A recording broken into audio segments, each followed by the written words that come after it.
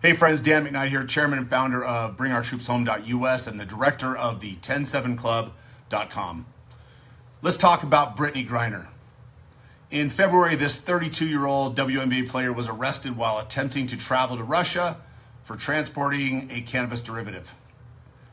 Unfortunately, what could have been an easily resolved incident was gripped by a great power competition.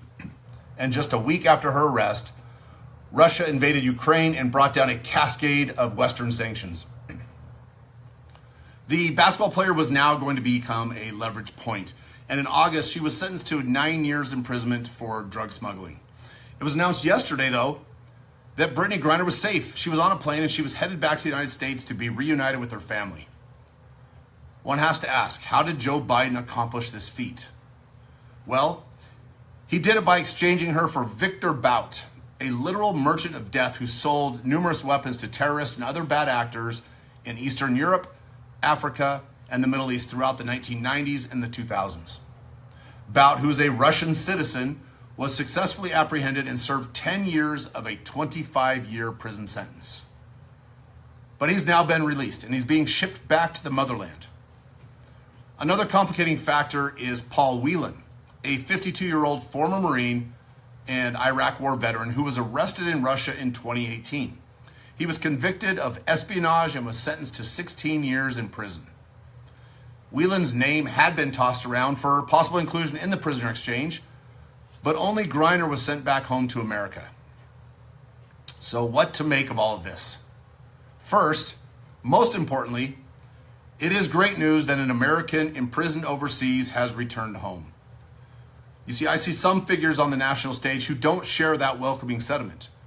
Politically, Griner is a committed leftist, and she previously boycotted the U.S. national anthem.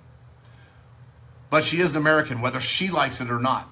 And I believe in leaving no American behind. She's entitled to be reunited with her loved ones. She's entitled to the protection provided by the United States of America. Whether exchanging a basketball player convicted on minor drug possession charges with an internationally famous weapons smuggler, that is another kettle of fish. Bring Our Troops Home admonishes the Biden White House for releasing a criminal who has the potential to harm Americans in the future.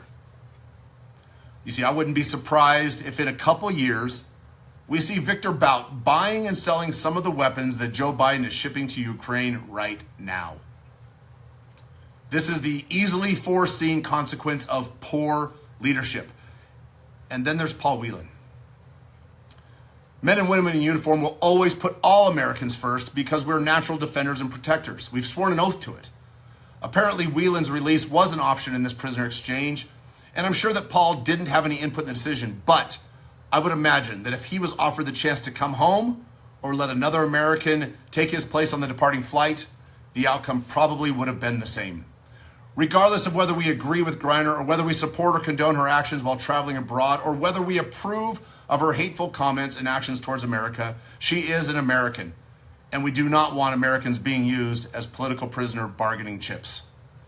The exchange rate on the world geopolitical prisoner swap stage is apparently one America-hating pretend celebrity for one Russian arms dealer and merchant of death. Imagine the price we'll have to pay to bring home a former United States Marine from a political regime who we are currently waging war against using proxies in Ukraine. The Biden State Department has set the exchange rate. It's just another Biden, America last, foreign policy disaster. For the moment, though, with all the peripheral noise set aside, we should whisper a prayer of gratitude that another American is back on the soil that is defended by Marines like Paul Whelan. Now let's go get him. With Brittney Griner now home, we can say resolutely that Joe Biden has no excuse not to give Paul Whelan his full attention. Paul is an American, and we leave no American behind.